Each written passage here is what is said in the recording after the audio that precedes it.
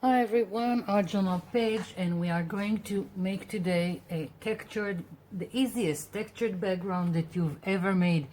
The only thing you need is some packaging. This is some cereal box, and that's what I'm going to use, and a ruler and scissors. Now, I'm going to start cutting some squares out of this packaging.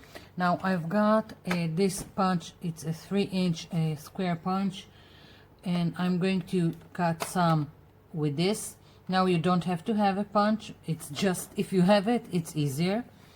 And I'm going to make some smaller squares, and I will explain in a minute why the two sizes and what do you need to do to decide about the size of the squares. Now the punch is only like this, just going like this, and the smaller squares I don't like to measure, so what I'm going to do is just use the width of my ruler to make the squares, just going like this, and then I will go like this again, just using the width of my ruler to make some squares. Now of course I need quite a lot for the background to be on this art journal, and I've already prepared some here on the side. Now of course now you can cut it either with scissors, or if you prefer with utility knife, up to you and what you're comfortable with. And any kind of packaging that is firm you can use, it doesn't have to be a cereal box. Now in terms of sizes, why do I need two sizes? I want some coverage and I want some interest in my background, and if I would do only these smaller ones on this size of page, it will take me forever, and by combining two sizes I will have more interest and it will be faster making the texture and the variation in the back. Now just so you can see, let's see, if I would take another art journal I have, which is smaller like this one, then this size won't work, it's just too large for this kind of page, and then I would only use this. So it really doesn't matter. What matters is the size of your page and what will work on it. So now I've got all this, and I'm just going to start gluing them quite randomly on my page. I'm using silicone glue just because it's strong and it's fast. Use whatever you have, and I'm starting with the bigger squares, and I don't want it to be symmetrical, so I'm going to spread them around. Of course at some point it would probably look kind of symmetrical, but I'll try to not do it so it would be symmetrical. So here we are just, what am I doing? Put it on the wrong side. I'm using this side is underneath because this side of the cereal box is glossy and it's hard to work on it. To put any kind of paint on top, you will need to sand it first, so that's why I'm using it on the underside. So I'm just going to keep on gluing and overlapping if needs. Yeah, I don't know, let's see. I need to not overthink it, just put down pieces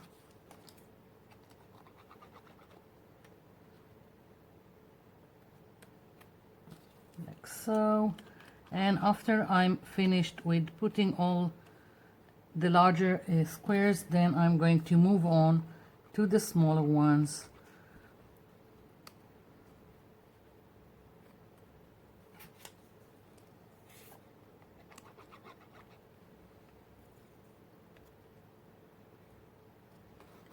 Okay.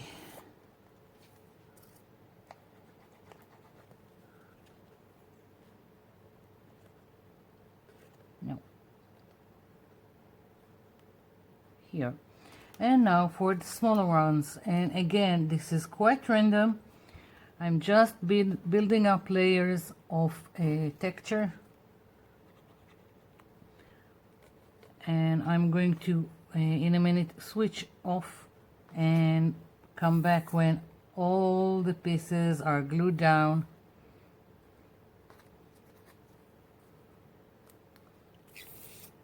I'll probably put some large book on top just to make sure everything is glued in place. Now you don't, for this to work, it doesn't have to be squares. If you like any kind of other shape, go for it. Like if you like maybe diamond shape or circles, anything can work with this simple technique. So as you can see, I'm just building up some texture, and I'm going about it quite quickly. Okay, so I'm going to continue gluing the squares, and then I'll come back. Okay, finished gluing all the squares I wanted, and now everything is going to get covered with gesso. First of all, for everything to look cohesive, and also because it's a great primer, and whatever kind of paint you are going to use on top, it really needs a gesso. So just going over everything and getting inside all this texture. Now you can gesso your packaging beforehand and then cut the squares. It's up to you what you prefer. I just want to go like this. Don't know why. And this square is keep moving, so probably the glue hasn't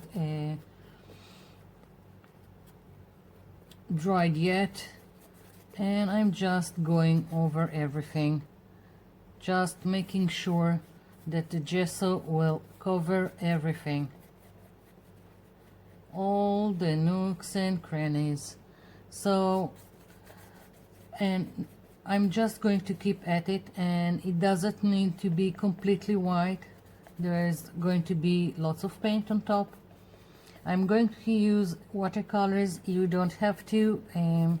I'm using the watercolors because they are not opaque and they can get into all this texture. You can use sprays, you can use even watered down acrylics, whatever works for you. The only thing is that it would be watery enough, if that's a word, to get into all this texture, all this detail that we created with just pieces of cardboard. So I'm just going to continue, and I'll be back when it's dry and then the paint. I'm back. So everything is covered with gesso and dry, and now I'm going to start building up layers of the watercolors. This is Pelican. I've got this set like 3 decades. And I'm starting with the black. I want to put the black in all this where it's the deepest where I have, so it would be it will help bring up all this texture and emphasize where it's darker at the bottom. Now it's not a, it doesn't have to be that's it, I lost my words. I need to to do a restart. And so I'm just putting where I think it's needed basically. And I can also help it and let it drip and go into more nooks and crannies. It really isn't that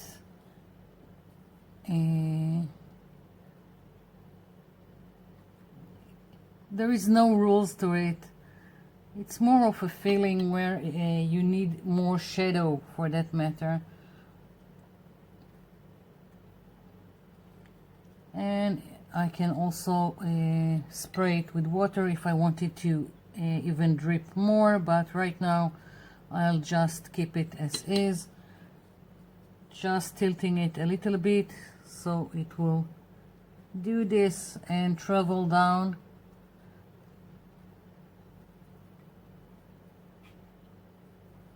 And I don't mind if it's if I've got some drips and sprays. It's just part of the whole thing. Okay, so right now I'm leaving the black and moving on. I want some purple.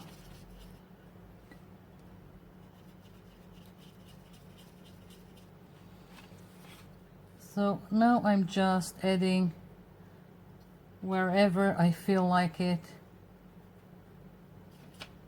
and I don't care if it mixes with the black.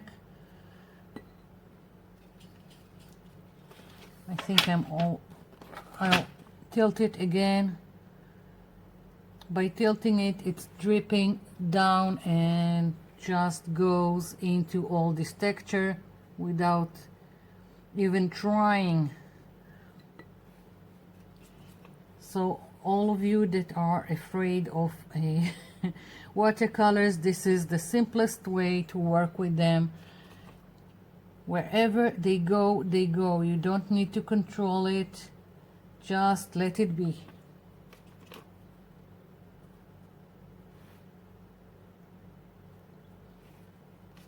I'm putting it quite randomly, just so I will have it in all places, so it would be interesting. Otherwise it really doesn't matter. Now I think I'm going to add some dark blue just to make it interesting, and that it will blend with the purple, so I will have a more interesting color. And letting it drip. I can also tilt it like this and help it along in the other direction. Okay, so I think some turquoise maybe. I'm just playing. No rules, just having fun with it. Again, I'm putting it quite randomly.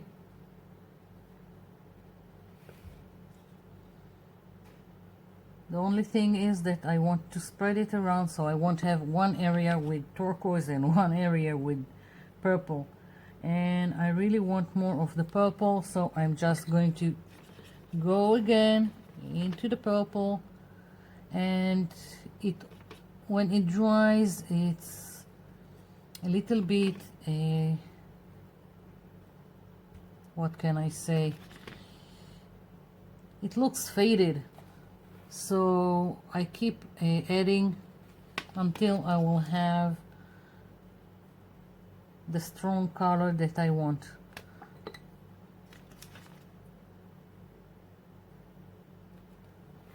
Tilting. I hope you can see what I'm doing. If I don't feel I don't have enough color, I'll just add.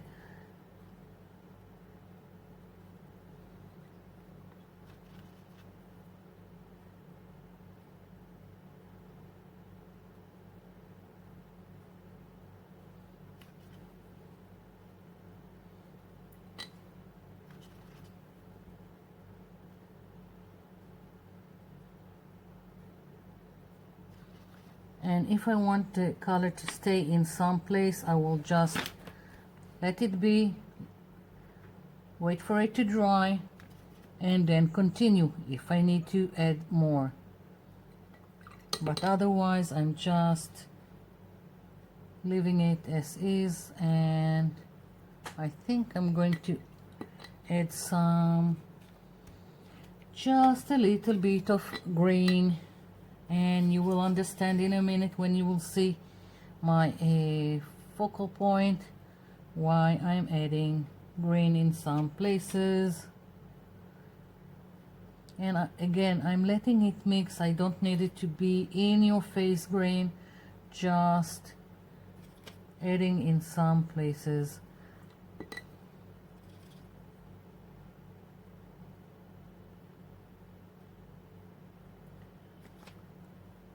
The watercolors are doing the job for me. They are blending and getting into all this texture without me having to work for it.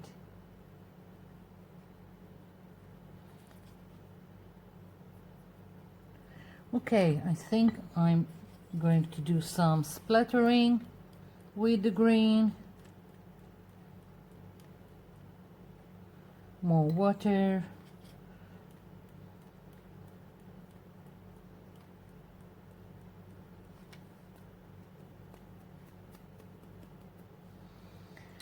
And now I think just a little bit. I need to be very careful. I want this, I don't know, magenta, carmine, whatever. I want a little bit of splatter.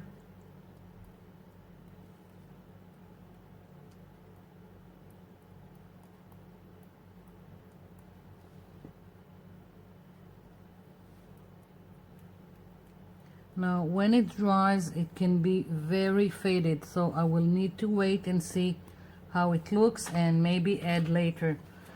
And just now I want to add a little bit more of the black again in the deepest places I have here in the texture.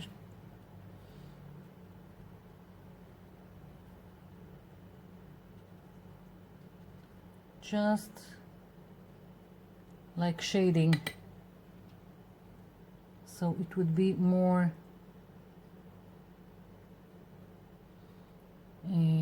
more dimensional. Yeah, okay, I'm going to let this dry. I need to see how it looks when it dries, and then we'll continue. I'll be back. Okay, I'm back. So when I've planned this page, and there was some planning into it, I wanted a thistle to be my focal point, and at first that's what I found in the Graphic Fairy website, and thought I would color it and use it here, but then it looked to me too large for this page, and also I didn't want the two butterflies to take center stage. So I went and looked for other kinds of thistle, and I hope I'm pronouncing it all okay.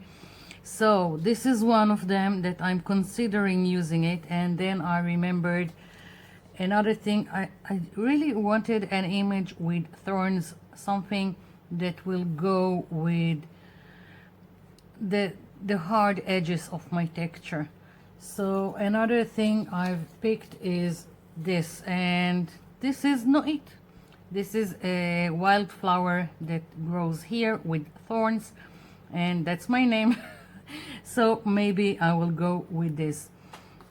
Now it took me some time to fussy cut it, but I didn't do all fussy cutting on all thorns. It's just a one-way ticket to a loony bin, and I'm still not sure which one to use.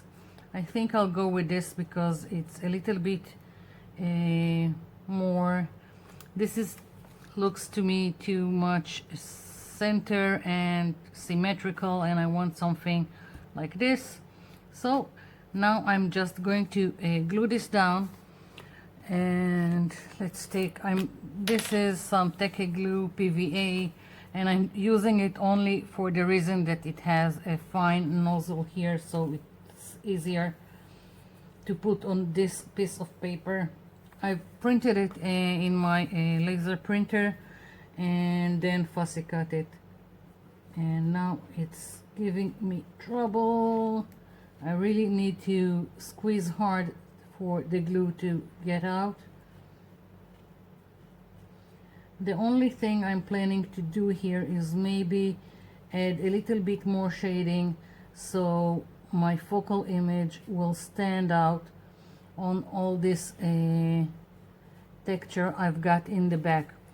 And I also want to show you after this another page I've done with the same technique, different colors, different focal point, and I want you to see how versatile this can be. And I used squares again, but this really can be done with whatever shape you want. I'm thinking even cutting lots and lots of heart shapes, not symmetrical ones, and it can be quite an interesting background with lot of texture. Okay, so taking this, let's place it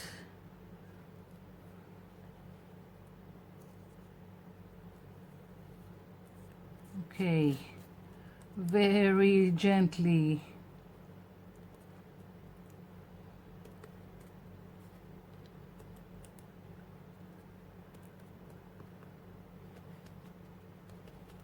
Okay,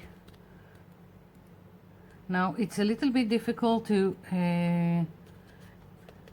glue anything to all this texture, but it can be done. Just be gentle, especially if you're doing something like that with lots of thorns, and you need to be gentle going about it. So now just a little bit of shadow, and I'm thinking maybe with some watercolor pencil, or if you've got the Stabilo all-purpose also can work. And I'm just going to go in some places with this black pencil, and then I'm going to activate it with water. So before I know how I am and I can forget about it, I want to show you the other page I've done with the same technique.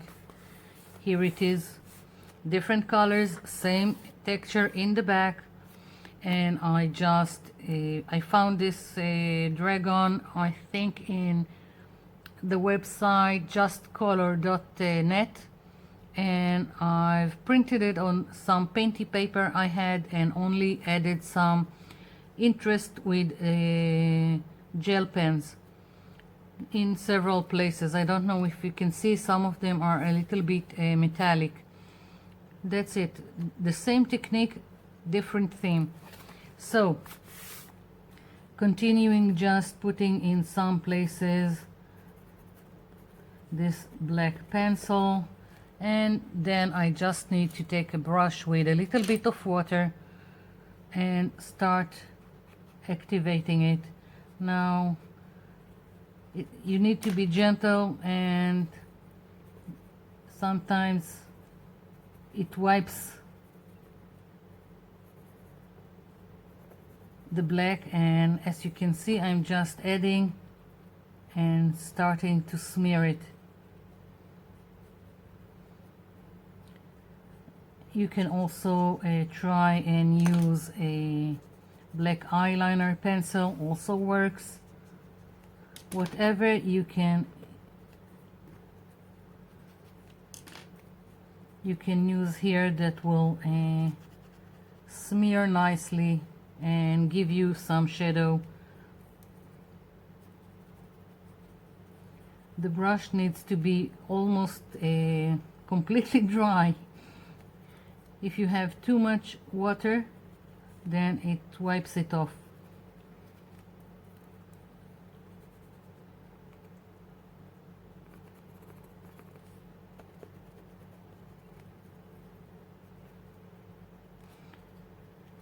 I'm using this because I want it to be blended and I don't want a black harsh line.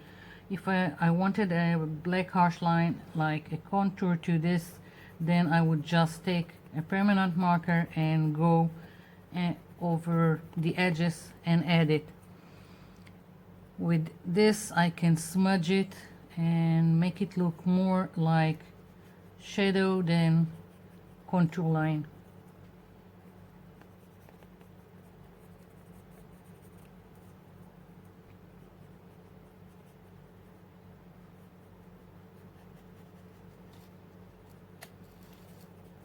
Okay, maybe, I don't know, just a little bit more.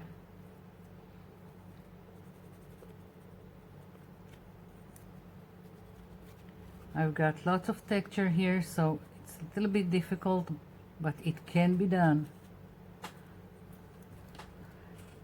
I think I'm finished. Yeah, I'm only I only shadowed this side. I don't know why. That's how it looked to me. I'm not interested in adding shadow in this side, and that's it. That's my page. I hope you liked it. I hope you have fun taking some packaging and do an interesting background with lots and lots of texture. Thank you for watching, and thank you for leaving me comments down below. I'll be seeing you in my next video. Bye for now.